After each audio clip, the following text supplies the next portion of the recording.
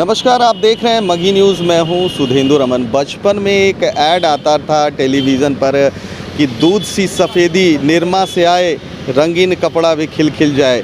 लेकिन वो बचपन में जो ऐड हम देखते थे वो निरमा का देखते थे, लेकिन यहाँ पर एक पोस्टर राजद कार्यालय के पास लगा हुआ है।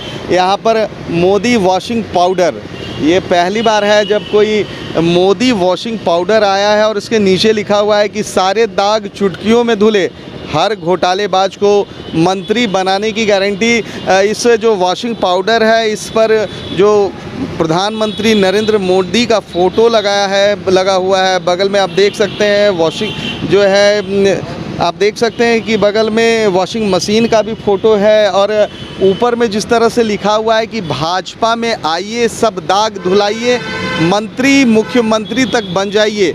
ये जो पोस्टर लगाया है प्रेम कुमार यादव, प्रदेश महासचिव व्यावसायिक प्रकोष्ठ राष्ट्रीय जनता दल बिहार के हैं, उन्होंने ये पोस्टर लगाया। तो मैं आपको बताऊं कि जिस तरह से जो ताज़ा राजनीतिक घटनाक्रम जो है पूरे देश में चल रही है, उसमें महाराष्ट्र में जो घटना घटी है, अजीत पवार जो एनसीपी से टूटकर जो है बीजेपी में आए हैं और वहाँ पर मुख्यमंत्री, क्षमा करें, उप मुख्यमंत्री वहाँ पर बने हैं सरकार में, वही यहाँ पर कुछ दर्शाया गया है कि मंत्री मुख्यमंत्री तक बन जाइए। ये जो सीधा जो है चुटकी ली गई है वो भाजपा के ऊपर चुटकी ली गई है। जिस तरह से जो मंत्री उप मुख्यमंत्री बनकर आए हैं अजीत पवार और प्रफुल्ल पटेल को भी मंत्री बनाया गया। उन पर भी मैं बता दूं कि उन पर भी जो चल रहा था, क्राइम ब्रांच का चल रहा था, जो ईडी का चल रहा था कि घोटालों की जांच चल रही थी। इससे पहले मैं आपको बता दूं कि बंगाल के जो थे, जो शारदा घोटाले में जिनका नाम था, उस समय वो तृणमूल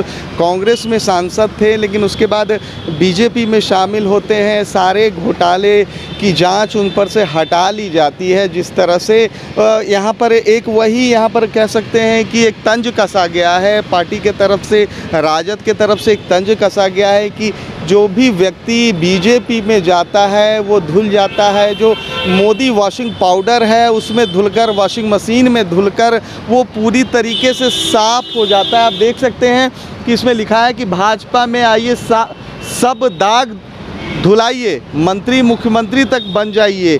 जिस तरह से यहाँ पर देख रहे हैं पीछे में एक कुर्सी भी लगी हुई है, जो सत्ता की कुर्सी है, जो मुख्यमंत्री की कुर्सी है, उस पर फिलहाल अभी जो है नरेंद्र मोदी विराजमान तो हैं, लेकिन जिस तरह से जो विपक्ष है पोस्टर वार कर रहा है, पोस्टर वार से जिस तरह से विपक्ष अपना आक्रोश जाहिर कर रहा है, निश्चित तौर पर कह सकते हैं कि भाजपा के लिए एक चिंता का विषय होगा।